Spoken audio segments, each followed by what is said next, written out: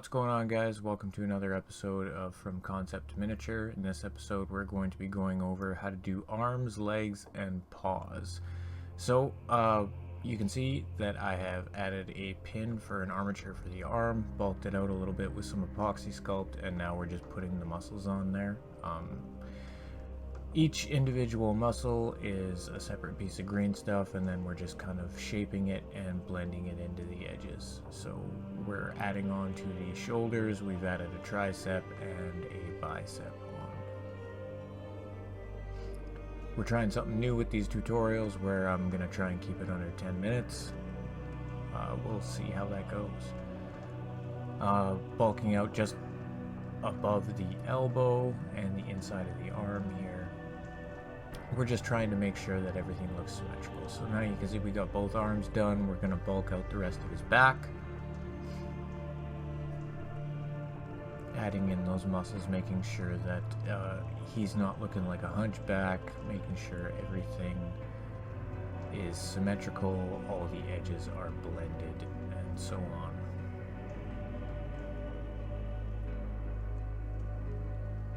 It's important when you're sculpting a miniature from basically nothing that it's a back and forth process. So you'll add some, let it cure.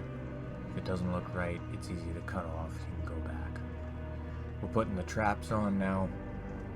I've taken his head off so that this is all easier, and now I've put it back on. We're bulking out his neck.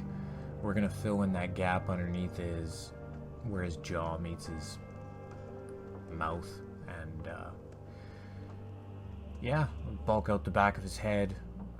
We shaved it all down so that it was easier to work with. In between each of these steps, I'm letting this thing sit and cure as well, so it's important to do that, make sure everything looks right. It's good to take a step back and have a look at things before you continue on.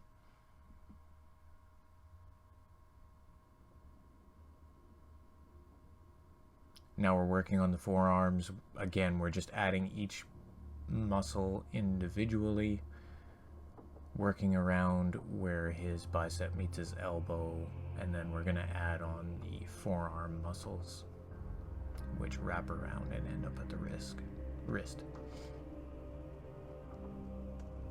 A little bit of a close zoomed in view there.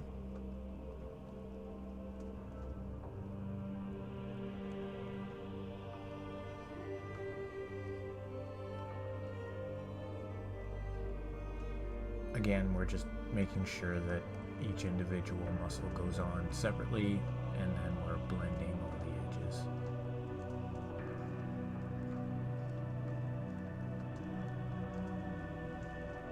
It can be hard to make sure that both arms are symmetrical when you're doing it like this. Again, it's easy to add little bits at a time and then come back, and if you need to remove some, you can remove it, but the reason why we add little bits at a time is because it's much easier to add more than it is to take away.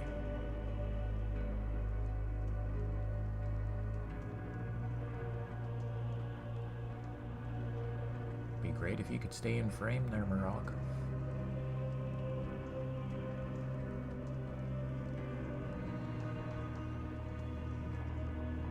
Alright, so we ended up, his back was a little bit too thick, so we shaved a bit off. We're now going back in with a file, making sure to smooth everything out, take a little bit of water, wash it down.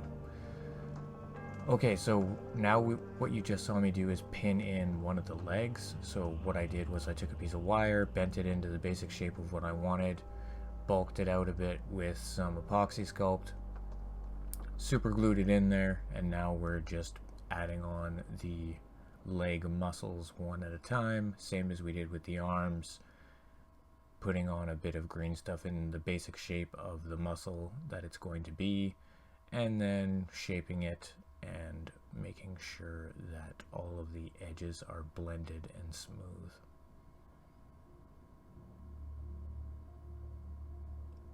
Great thing to do while you're doing this kind of stuff is to have a photo reference of just basic anatomy sitting in front of you. It makes things a lot easier. You can pinpoint the muscle groups, tendons, all that kind of stuff.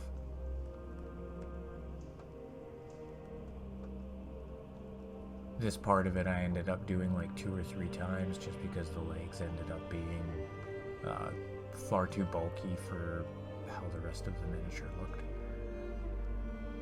So here we go, we're just sculpting the buttocks now, doing this one leg at a time, making sure that each individual muscle group is put on separately and taken care of and before we move on to the next thing.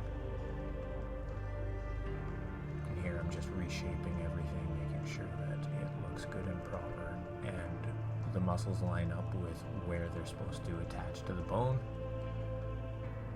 Using my flathead just to reinforce those edges. This is going to make it easier when we come in later to sculpt fur on top of these muscles.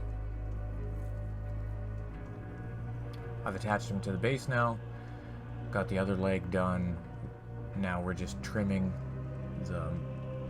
the muscles of his leg because they're too big. So yeah, we shave them down a little bit and then now we're going to move on to the feet.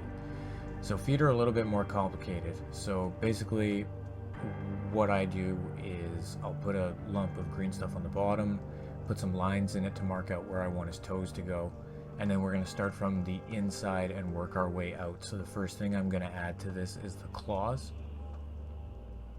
You can see I'm shaping them now. I'm using Procreate instead of green stuff for this because Procreate holds a much harder edge than green stuff does, and it's just easier to work with harder edged areas like this. Then after that's cured, I'm going to go back in and sculpt with green stuff over top where his actual toes and joints on the top of the foot are going to go.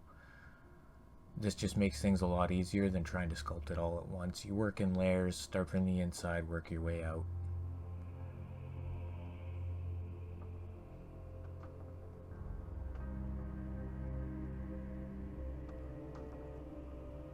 Going in with an X-Acto knife to put those fine lines in there, using a toothpick to sort of move the green stuff around with pinpoint precision.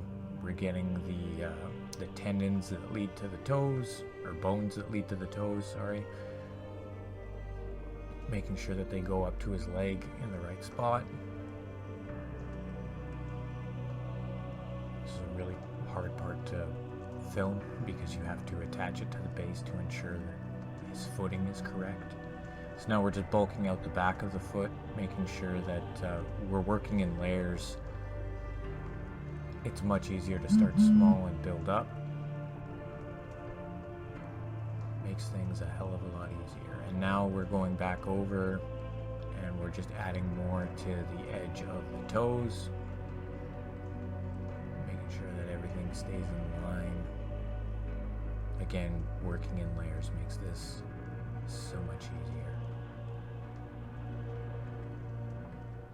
Also, you can see one of his claws there is green. That's because the claw itself was done in Procreate wasn't quite long enough, so we just put some green stuff over top, make it a little longer.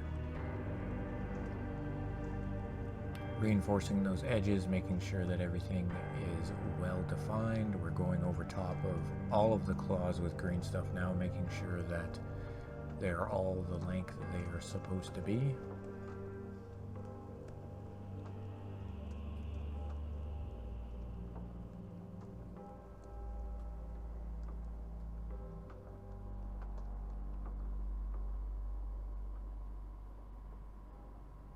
And there you go. We have us a pair of paws, and that is going to be the end of this tutorial. Thank you all for watching, and I'll catch you on the next one.